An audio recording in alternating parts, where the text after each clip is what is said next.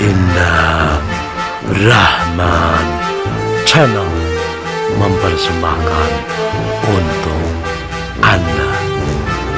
Assalamualaikum warahmatullahi wabarakatuh. Selamat berjumpa kembali dengan saudaraku semuanya di berbagai belahan dunia, barangkali kecuali di Afrika. Pada YouTube kali ini kita akan membahas kembali tentang ilmu Satrio Piningit yang lulus menjadi seorang Ratu Adil, karena ini sangat penting untuk dibicarakan. Dari teman-teman saya banyak sekali yang dulu lah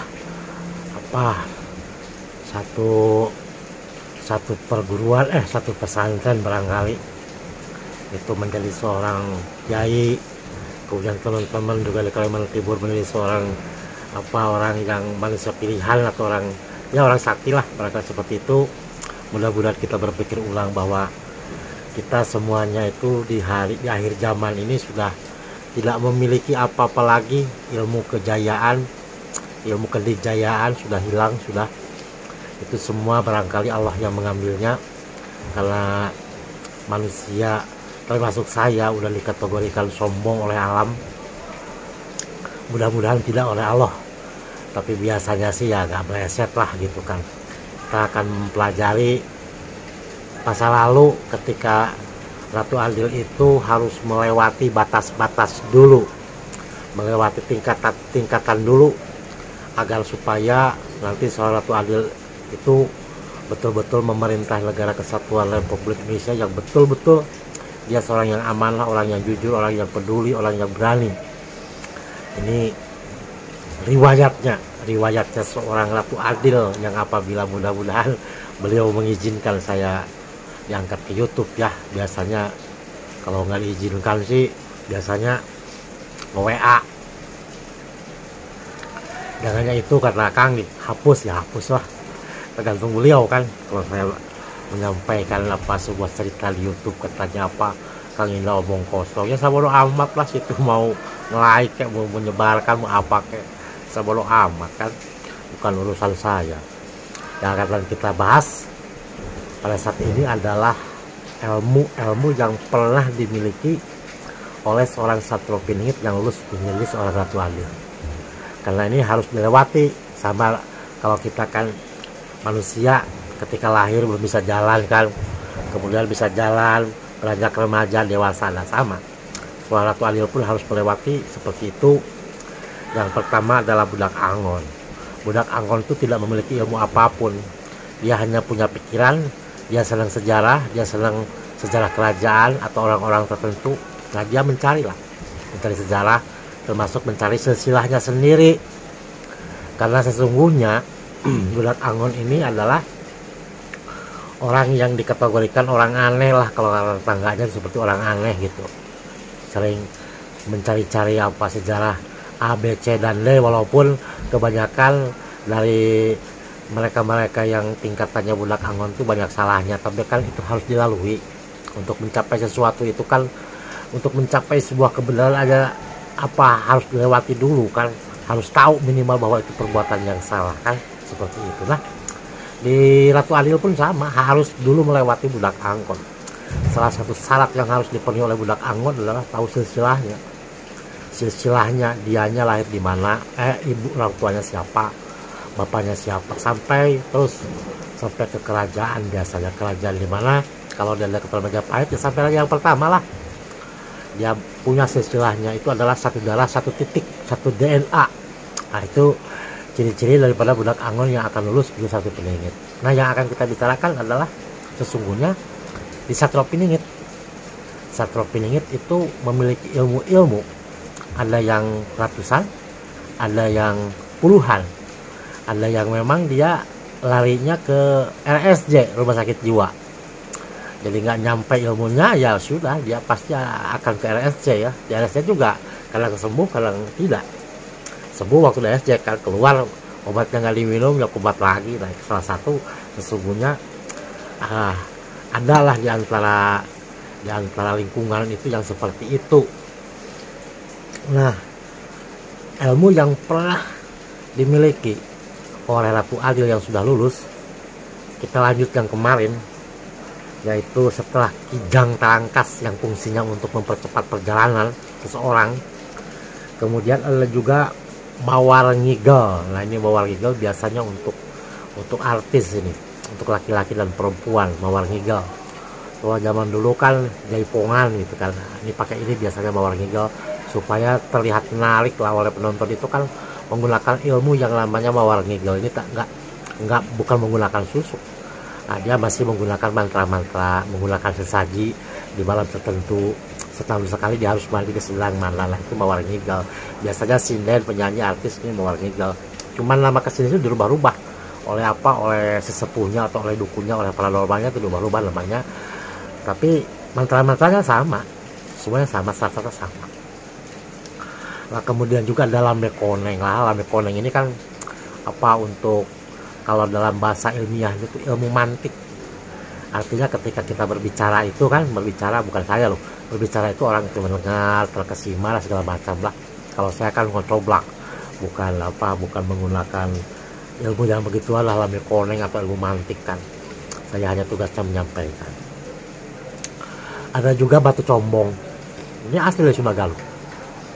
Kemudian pakuk tiara payung, ini ada pakuk tiara payung itu maksudnya untuk apa? Ini buat jualan biasanya. Pakuk tiara payung ini buat jualan.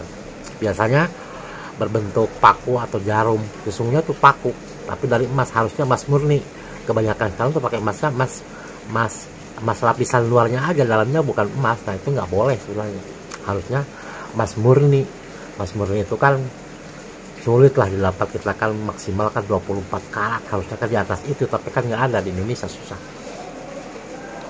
Kemudian juga keris atau batu sambar geledek, ini juga asli dari Sunda Galuh, dan ini dimiliki oleh seorang Satrio Piningit yang lulus menjadi seorang Ratu Adil. Itu sangat mengerikan sebenarnya guys. Ada yang disebut dengan keris atau batu sambar geledek, ini bisa membunuh jarak jauh. Ini kategori santet bukan, tapi dia memang digunakan untuk hal-hal yang bersifatnya untuk membunuh atau membinasakan manusia atau musuh-musuhnya biasanya. Kemudian juga ada keris rangkep patali asih. Nah ini dia biasanya ada dua kerisnya, bukan satu, dua. Nah itu untuk apa? Untuk kekayaan biasanya kan, untuk pasangan suami istri yang artis atau sinden dengan dalang biasanya seperti itu. Dan masih banyak bertebaran kalau di Jawa Barat ini. Saya lihat ya kalau lagi nonton golek gitu, saya lihat itu dalangnya sama sindennya itu punya itu. Kemudian juga rantai babi lah, orang sekarang kan udah mengerti rantai babi kan untuk kebal dan segala macam, itulah banyak itu rantai babi yang memiliki ya. Kemudian juga adalah walaka sungsang, ini sama jenisnya, pernah dimiliki oleh seorang Satrio Piningit yang lulus mendapat adalah walaka sungsang. Kemudian tali boeh, ini biasanya orang meninggal gitu kan yang tertentu dah, mungkin meninggal Rabu Pahing atau lahir Rabu Pahing atau Jumat Kliwon. Nah ini diambil tali jenazah, diambil itu untuk menyamai ilmu halimun yang sejati. Nah, dia bisa menghilang, itu biasanya digunakan untuk mencuri biasanya. Untuk perampok biasanya, tapi tidak sebuah orang kan untuk perampok. Itu namanya tali boeh ya. Ada juga muncang hideng, biasanya untuk judi. Muncang hideng itu untuk judi, rolet gitu kan. Itu pakai itu, bawa itu, nanti dia ada pikirannya, oh ini di nomor 10 gitu, dia pasang 10 ya pasti menang lah. Kalau 10 kali pasang 9 kali menang, itu biasanya pakai muncang hideng. Itu biasanya dipakai oleh para penjudi lah, kelas kakap gitu kan. Harganya pun mahal itu muncang hideng ya. Ada yang 100 juta, ada yang 1 miliar. Terakhir kalau nggak salah dengar itu sampai 10 M harganya ini. Muncang hideng, agak sembarangan ini muncang hideng, harus dan dibuktikan. Main gaplek pun menang, main roulette menang, apa aja judi menang yang terlihat oleh mata ya, bukan online, bukan. Kalau online nggak bisa. Kemudian ada keris pratakolo, itu sama, mengerikan ini, untuk jaga diri, membunuh orang. Nah, kolor hijau itu asli Sunda Galuh zaman dulu, itu sebenarnya untuk membunuh orang-orang Belanda, orang-orang Yahudi. Kolor hijau tidak terlihat. Nah, syaratnya itu juga lucu ya. Syaratnya itu harus menggunakan CD atau kolor yang memang berwarna hijau, tidak boleh pakai baju semuanya. Itu tidak terlihat oleh siapapun itu. Tapi akhirnya ini kan adalah orang yang pakai begituan tertangkap kan sama kamera gitu apa penghulinya kan udah saya sampaikan, sudah diambil kan yang ilmu sudah Galung yang hampir 900 sudah diambil. Angin jiwa, cai mendem itu bukan minuman keras atau beralkohol, bukan. Cai mendem itu ya untuk meluluhkan hati seseorang lah gitu, biasanya begitu. Kalau kita punya si A nggak tertarik sama kita gitu, kita ditolak, ya pakai cai mendem ya sudah, dia terminum ya udah, dia pasti akan ngikut ke kita gitu. Itu cai mendem itu ada mantra-mantranya, harus puasanya ada itu. Kalau sudah di badan ya gampang itu, tapi sudah nggak punya ya sekarang udah nggak ada, udah hilang. Daun kelor itu sesungguhnya itu ilmu. Walaupun lama tuh buat tuh daun kelor, memang kelemahannya di kelor, jadi dia nggak boleh makan daun kelor atau tersentuh daun kelor tuh nggak boleh. Itu biasa tuh kecantikan, untuk ketampanan tuh daun kelor sesungguhnya itu. Kemudian keris mojang sekaten itu sama juga, dia digunakan untuk artis, untuk pejabat gitu. Sekarang udah kosong, udah nggak ada. Nah, keris Bratayuda biasanya untuk untuk tentara gitu, prajurit gitu. Jadi ketika bertempur perang itu ya peluru itu ya kena tapi nggak luka gitu, atau nggak kena ke tubuhnya gitu, hanya ke samping. Itu namanya keris Bratayuda. Banyak, hampir 900 kalau dibacain ya sehari semalam kali ya. Itu dimiliki oleh seorang Sartoprius Ratu Adil pada saat itu ya, sebelum naik ke tingkat selanjutnya. Ada keris lekuk 7 Pinangsih juga sama, pada fungsinya buat kekayaan, buat pejabat, itu biasanya seperti itu. Kemudian batu pasek ini biasanya digunakan untuk membeli tanah ya. Kalau misalnya tanah ada orang yang mau jual 10 miliar gitu, pasang aja itu batu pasek di situ kan, nanti akan kembali oleh kita. Nggak tahu caranya apakah dibeli dulu oleh orang lain kemudian oleh kita. Yang jelas itu batu pasek itu digunakan untuk membeli tanah gitu, membeli rumah. Dipasang itu ya sudah pasti kita yang beli, namanya batu pasek namanya. Kemudian ada juga tak moyan. Nah, ini untuk menghancurkan, sahabat dengan yang tadi ya, untuk menghancurkan ekonomi seseorang biasanya. Nah, selendang mayit juga ada. Selendang mayit itu ada, itu memang dari kain kapal itu sendiri dibikin selendang. Memang harus diambilnya jam 12 malam sampai jam 3 itu tidak boleh menggunakan alat cangkul gitu, nggak boleh. Itu harus pakai tangan gitu, pakai kaki gitu kan. Sangat mengerikan, itu godaannya luar biasa. Itu biasanya banyak orang nggak tahan gitu, karena banyak yang muncul yang aneh-aneh kan itu untuk mengambil selendang mayit. Dan itu pun belum tentu bisa, karena harus dipuasa zaman dulu, tapi ya bukan sekarang. Puasa kemudian juga harus tirakat dulu gitu, baru jadi. Nah, ini bisa menghilang, menyamai ilmu halimun lah, hilang terus selendang mayit. Terus jampe pulang asih juga nama ilmu Sunda Galuh. Jampe pulang asih itu ya kalau pengen mencari jodoh, pernah ditolak gitu, kemudian pengen kembali lagi ya pakai itu. Jampe pulang asih, misalnya anak hilang pakai itu, misalnya suami hilang ya pakai itulah, istri hilang pakai itulah, pasti dia akan kembali. Kemudian juga, nah ini yang ngeri nih, yang kelas teluh tapi masih kelas SMP lah. Kalau SMA atau kuliahan belum hebat ini, namanya Waragan Hiber. Tuh, ini kelasnya santet, saudaraku. Ini santet, jadi biasanya itu digunakan untuk membunuh atau menghancurkan musuhnya gitu. Cuman kelasnya bukan kelas yang hebat itu santetnya, jadi harus menggunakan media gitu. Kalau nyantet orang itu misalnya harus menggunakan foto, nama, tanggal lahir, ada rambut, misalnya rambutnya dia gitu, terus kemudian telapak kakinya, tanah yang bekas diinjak sama dia diambil. Nah, itu syarat-syaratnya belum sesaji, tetek bengekan banyak itu, malah ribet nyantet begitu mah. Atau nyantet orang yang masih belajar itu, bahkan itu zaman dulu, zaman sekarang udah nggak ada kan, udah saya bilang. Nah, itu seperti itu. Biasanya juga Bedanya dengan santet biasa itu nggak perlu nanam di rumahnya. Kalau orang kebanyakan kan istilah santet itu kan harus menanam sesuatu dulu di rumahnya baru kena gitu. Nah ini mah enggak, hanya foto lah, tingkatannya SMP lah, belum SMA, itu seperti itu. Itu namanya yang disebut dengan apa, waragan hiber. Waragan hiber ya, itu yang membawa semuanya itu jadi sampah. Itu kalau jin kafir nggak mau, jin Islam nggak mau, biar jadi sampah itu. Yang bisa itu biasa harus pakai sesaji dulu kan, baru diperintahkan untuk nyerang sholat. Nah itu yang disebut dengan waragan hiber. Nah itu waragan hiber lah. Sesungguhnya mudah untuk melakukan apa ilmu-ilmu seperti itu, nggak susah karena itu kan menggunakan jin. Mayoritas hampir 98% itu menggunakan jin sampah, bukan jin Islam. Islam ada lagi nanti.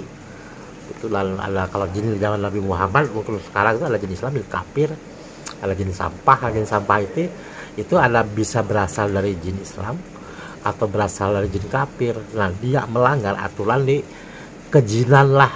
Kalau di manusia kan, di Indonesia kan ada peraturan gitu, nah itu sama itu. Makanya pada hari Sabtu itu orang para dukun, para paranormal, kuncen terutama itu nggak bisa berkomunikasi atau nggak bisa ziarah atau nggak bisa mengobatin hari Sabtu. Karena hari Sabtu itu semua jin itu dikumpulkan per masing-masing wilayah, ada rajanya. Mana yang melanggar, mana yang menjalankan tugasnya benar, enggak ya. Kalau dia melanggar ya jadilah jin sampah. Dia akan hidup ya di sampah-sampah, di pinggir-pinggir kali gitu, lah jin sampah gitu. Di WC-WC gitu, di toilet. Jangan dikira di toilet tuh gak ada jin sampah, paling banyak saudaraku. Dan lebih kamar mandi, makanya kan kalau kamar mandi baca doa dulu lah gitu, minta perlindungan sama Allah Subhanahu wa Ta'ala gitu. Cara apa melangkah juga harus benar kan, keluar pun harus benar. Bagaimana kan di dalam kamar mandi ini hanya bukan untuk mengajari teman-teman, enggak, saya harus sampaikan untuk anak-anak saya dan keluarga saya yang mau apa, yang mau istilahnya itu mendengarkan cerita masa lalu dan masa sekarang yang akan datang kan, hanya di channelnya Mauladina Rahman kan. Berbeda sejarahnya, berbeda semuanya kan dengan yang lain. Cerita Sastro Piningit berbeda, Dak Angon beda kan, Ratu Adil beda kan. Memang Sunda Galuh itu beda. Bedanya di mana? Dia tidak mau berkhianat, dia tidak mau berkhianat terhadap bangsa dan negaranya, agamanya. Leluhurnya tidak mau, makanya dibenci. Orang Sunda Galuh paling dibenci, paling dicari. Ketika ada muncul Sastro Piningit, itu pasti orang Sunda Galuh dihajar, dihabiskan. Dan seperti itu teman-temanku semuanya. Jadi itu pernah dimiliki oleh seorang Sastro Piningit. Bisa hanya 10, bisa 50 lah. Kalau yang semuanya itulah, itu yang naik ke tingkatannya nanti Pandito Ratu, Matu Ratu, baru Ratu Adil. Dan harus melewati 3 peperangan. Ini bukan omong kosong saudaraku, bukan omong kosong.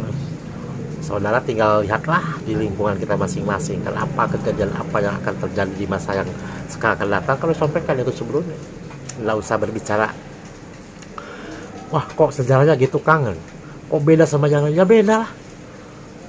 Kenapa beda? Ya karena saya dapatnya bukan ngimpi. Dari keluarga, dari kakek saya almarhum, ayahanda saya aja tidak mampu. Sejak zaman dulu itu kakek saya pun tidak mampu untuk mengeluarkan sejarah Sunda Galuh, apalagi setelah Indonesia merdeka. Wah tidak mampu. Dari sisi politis dan sebagainya tidak mampu. Baru saya keluarkan tahun 2019. Jadi kalau saudaraku merasa orang Jawa, orang Sunda gitu, orang Batak kemudian tidak percaya, nggak ada urusan saya situ mau percaya mau tidak kan, bodoh amat, tinggal lihatnya ke depan. Nanti situ akan menangis kan, kehilangan istri, kehilangan anak kan, kehilangan suami, kehilangan semua harta benda kan, baru nangis. Kalau sekarang yang memiliki pejabat itu kan bukan orang Sunda Galuh, biarkan mereka tertawa tersenyum, nanti mereka menangis, nanti ke depan akan menangis. Kalau orang bilang Kang, katanya pemilu 24 siapa yang menang presidennya, ya kalau Allah mengizinkan. Kalau ternyata pemilu nggak bisa, gimana coba? Kalau nanti ada kerusuhan hebat, bencana hebat 2024, mau pemilu dilaksanakan, malah mungkin lah kertasnya misalnya lagi dibawa gitu kan, ada puting beliung kan, malah kita tahu besok pencoblosan kan, semua TPS itu apa namanya hancur gitu oleh angin puting beliung. Kalau di rumahnya hancur sama puting beliung, emang mau jadi besoknya pemilu? Kan enggak kan. Itu kekuasaan Allah. Hanya kita berdoa agar supaya presiden kita ke depan itu betul-betul kalimatnya petunjuknya dari Allah. Jangan kita asal saya ini di partai A, kemudian suruh ketuanya partai milih si B. Ya kalau kita petunjuknya bukan yang B, ngapain pilih yang B kan? Rugi kita sendiri toh. Seperti itu. Orang Sunda Galuh itu just happy lah. Ngeliat ke depan kan. Kita yang tersenyum atau dia yang tersenyum. Sama seperti itu kan. Kata luhur seperti itu. Nah, terima kasih saudaraku. Kalau saya sudah berbicara ngelantur, mudah-mudahan saudaraku tidak terkena penyakit aneh, artinya penyakit metafisika ya. Nanti ke depan itu kan kayak tangan begini tuh, nah begini gitu, nggak bisa digerakkan gitu, lehernya begini nggak bisa digerakkan, itu kekuasaan Allah. Maka kita kembalilah kepada leluhur, kepada ajaran yang diyakini kita benar. Jangan saling menyalahkan, saling mencintai, saling mendoakan, saling menyayangi. Terima kasih saudaraku yang sudah subscribe. Terima kasih sekali lagi, mudah-mudahan diberikan berkah berlipat-lipat ganda ya oleh Allah Subhanahu wa taala. Oleh Allah Subhanahu wa taala agar supaya saudaraku di tahun-tahun depan itu tidak mengalami resesi yang sangat mengerikan. Terima kasih saudaraku. Wassalamualaikum warahmatullahi wabarakatuh.